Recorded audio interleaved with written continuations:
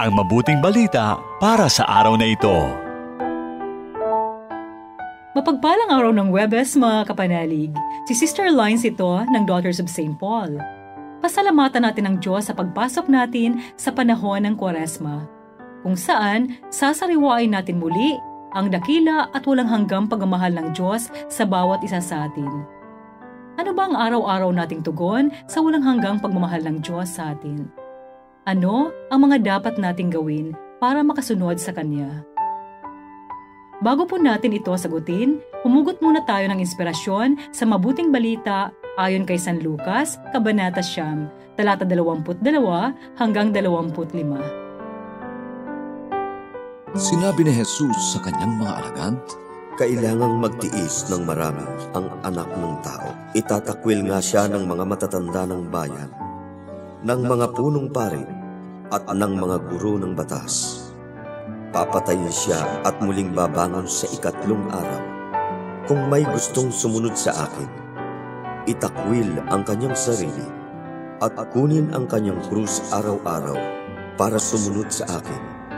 Sapagkat ang naghahangad na magligtas ng kanyang sarili ay mawawalan nito, at ang mawawalan nito alang-alang sa akin ay siyang makapagliligtas nito. Ano ang pakinabang ng tao? Tubuin man niya ang buong daigdig at mawawala naman o mapapahamak ang kanyang sarili. Magandang araw po sa inyong lahat. Ako po si Brother Vince Aureliano ng Society of St. Paul. Sa araw na ito, ang pagninilay po ay mula sa panulat ni Brother Micah Kompetente ng Society of St. Paul. Marami ang naniniwala kay Jesus dahil sa mga turo at karunungang kanyang ipinahayag. Marami rin ang namangha dahil sa kanyang mga milagrong ipinakita, lalo na sa pagpapagaling niya sa mga may sakit. Pero mas marami rin ang hindi kayang sumunod sa kanyang mga yapak, lalo nang sinabi niya na kung sino man ang gustong sumunod sa kanya, ay kailangan niyang itakwil ang sarili at pasanin ang kanyang krus araw-araw. Mahirap nga naman intindihin ang pagtatakwil sa sarili at pagpapasa ng krus. Ibig sabihin ba nito hindi na natin mamahalin ang ating mga sarili? Puro paghihirap at pasakit na lang ba ang pagsunod sa Kanya? Iba ang kahulugan ni Jesus sa pagtatakwil sa sarili. Ibig niyang sabihin na kailangan nating talikuran ang ating pagmamahal sa mga bagay na nakapagpapalayo sa atin sa Diyos, tulad ng pagiging makasarili, mapagmataas, maluho at iba pang mga huwad na pagmamahal sa sarili.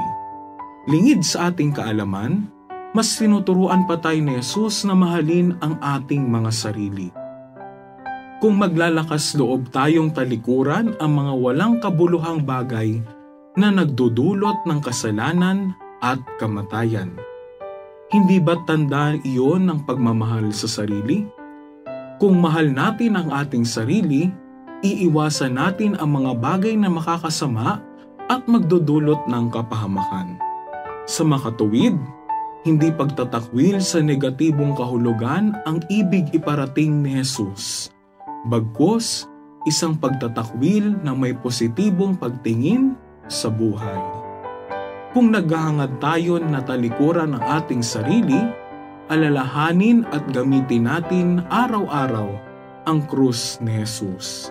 Dahil ang kanyang krus ang isang daan patungo sa isang buhay na makabuluhan. Isa na namang pagpapahayag ng mabuting balita ang inyong napakinggan para sa araw na ito. Makiisa sa aming misyon. Maging tagapagpahayag din ng mabuting balita sa pamamagitan ng pag-like, pag-share o pag-tag ng videong ito. At kung meron kayong mga prayer intentions, reactions o comments sa videong ito, i-message lamang kami sa Paulines Radio PH. At sa mga kababayan nating OFWs, sa mga may sakit, at sa lahat ng sumusubaybay ng programang ito na humihingi sa amin ng panalangin. Asahan po ninyong ipinagdarasal namin sa Diyos ang inyong mga kahilingan. Muli, maraming salamat.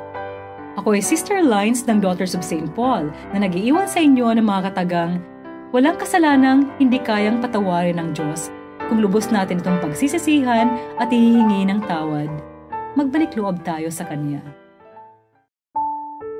Ang mabuting balita para sa araw na ito ay hatid sa inyo ng Pauline's Radio.